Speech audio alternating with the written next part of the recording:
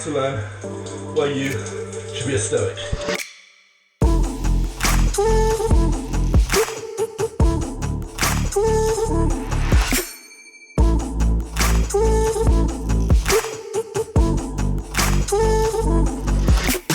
In its most literal definition of the word, Stoicism is an ancient philosophy born in Greece and Rome, but when people hear the word philosophy they turn off and they think it's not for them, they think it's impractical.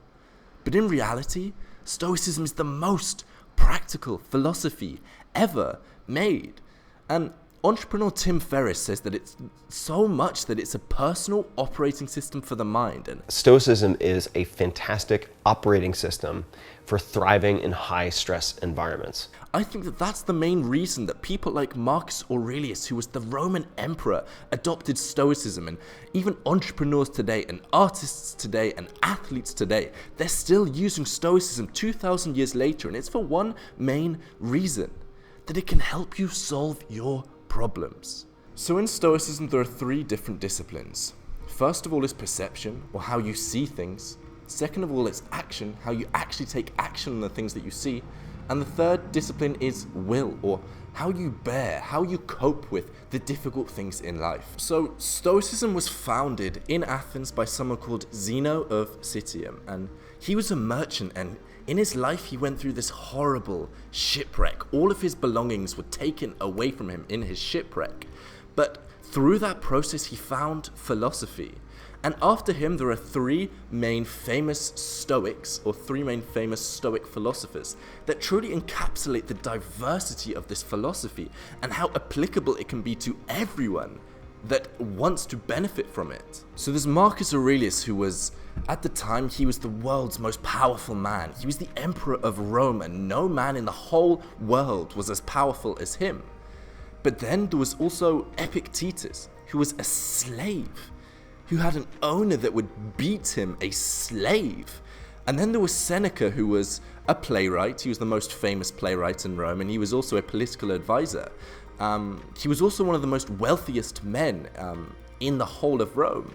So you can see the diversity that Stoicism has, from absolute wealth and power and riches to the complete opposite side of the spectrum, to a slave who has nothing.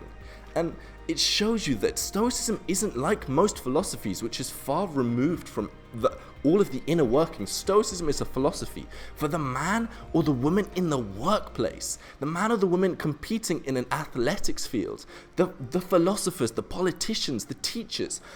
Stoicism is the philosophy for you, and it's the philosophy for me, because it acts as an inner compass that will help us make decisions through day by day by day. It will help us have this sense of equanimity, a sense of being the best man or the best woman that we can be. Stoicism has a direct impact on every decision that we make, every decision that we think, and it is being used to remove anxiety and remove depression and get people to stop procrastinating and become disciplined and start taking action. Stoicism is the best philosophy if you actually want to directly impact your brain and have it working in the most optimal way. Let's get on to 3 Stoic exercises that you can start applying today. So the very first Stoic exercise is to train your perceptions to avoid good and bad. Here's a quote from Marcus Aurelius. "Choose not to be harmed and you won't feel harmed. Don't feel harmed and you haven't been." Science has proven recently through cognitive behavioral therapy that Marcus Aurelius was right, and he was right some 2,000 years ago, because he said that in life events happen over here, and then you have perceptions of these events, you have opinions of these events. And these perceptions of the events are what make you feel a certain way. It is not events that cause you to feel harm, it is your perception of those events that will cause you to feel harm.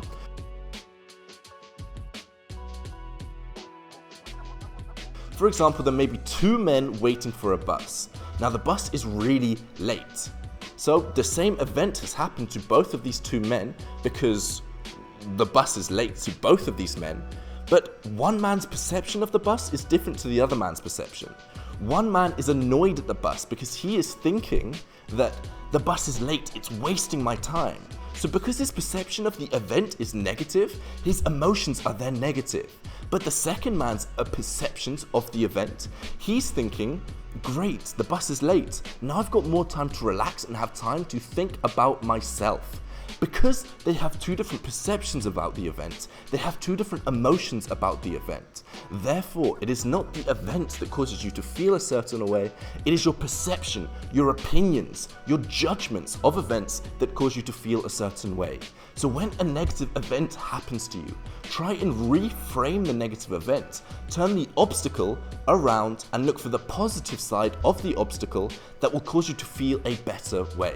Now, a very common way that you can do this is when a bus is late, for example, you train yourself that you recognize that this is a time for you to practice your values. You can now practice patience.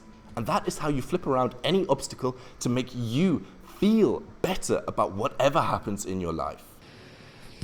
So I just thought I'd jump in here and talk about how important the thing that I just said is and how valuable it can be to your life when you start implementing it. So I said that if the bus is late, then great, you've got an opportunity to practice patience. And that's how you should view it in your mind. But you can use the same principle for literally any negative event that happens in your life. If someone's annoying you at work, great, now you've got a time to practice keeping your head cool. If, and as deep and dark as this sounds, a family member dies, great, now you've got an opportunity. Don't view it as great, I shouldn't say that, but now you've got an opportunity to practice, getting over the grieval, and you'll probably come out stronger on the other side. You've got a time to get to know yourself a little bit more. If your girlfriend breaks up to you, great, now you've got a time to improve on yourself. Now you've got a time to go through the mental steps that it takes for you to overcome pain. And once you've done that, you'll come out better on the other side. So literally every single negative event that happens in your mind, you can reframe it into a positive event. But back with the video. And the second Stoic exercise that you can apply today to get better results in your life is called a view from above. Marcus Aurelius said, how beautifully Plato put it, whenever you want to talk about people, it's best to take a bird's eye view and see everything all at once. Of gatherings, armies, farms, weddings and divorces, births and deaths, noisy courtrooms or silent spaces, every foreign people, holidays, memorials, markets, all blended together and arranged in a pairing of opposites. So this exercise encourages you to view yourself from a third person view. Remove yourself from your emotions by pretending that you're looking at yourself outside of yourself, sort of detaching yourself from emotions. Because when you are detached from your emotions, you can look logically at decisions. You can recognize how small are your problems, and you can recognize just how many people out there have the same problems as you.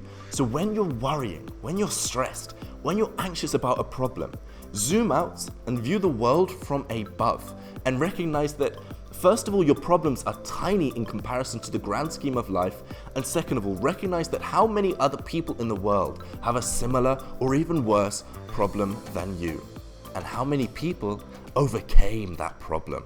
And the third Stoic exercise is called Memento Mori, and what this means is you should meditate on your death. Here's what Seneca has to say. Let us prepare our minds as if we'd come to the very end of life. Let us postpone nothing. Let us balance life's books each day. The one who puts the finishing touches on their life each day is never short of time.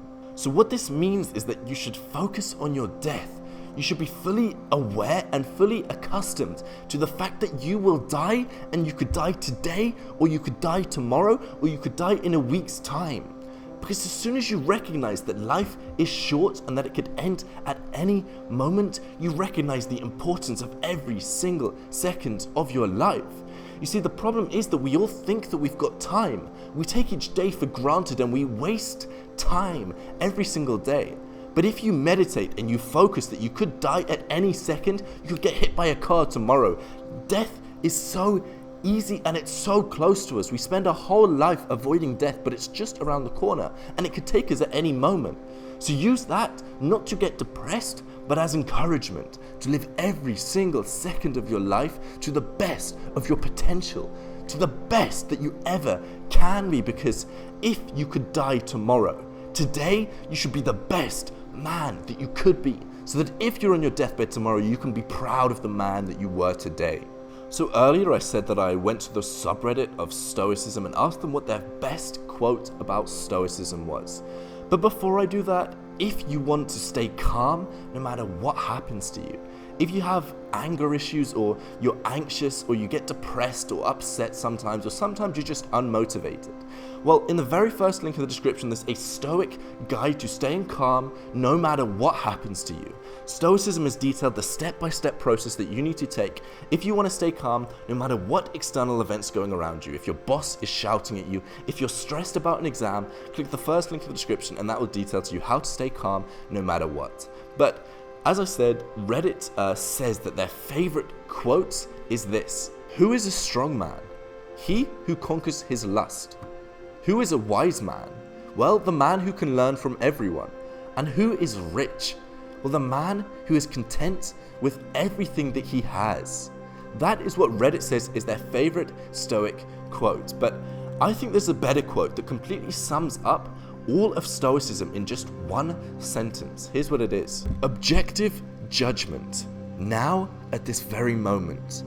Unselfish action, now at this very moment. Willing acceptance, now at this very moment. That's all you need.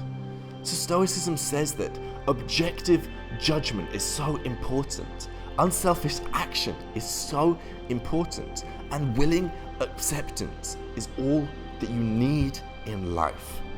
Remember, if you've enjoyed this video, then the one thing I'm going to ask for you, I don't care if you like this video, and at the moment I don't want you to subscribe. I'm not going to force you to do that. All I want you to do is share this video with someone that you think should learn about Stoicism, because this philosophy has changed my life completely, and that's why I said it's my duty to spread the word as much as I can, and you can help me out by sharing the word, sending it to just one friend if you enjoyed this video. But now is the time that if you're new to subscribe, because I do videos like this one every single day. But I'll see you in tomorrow's video.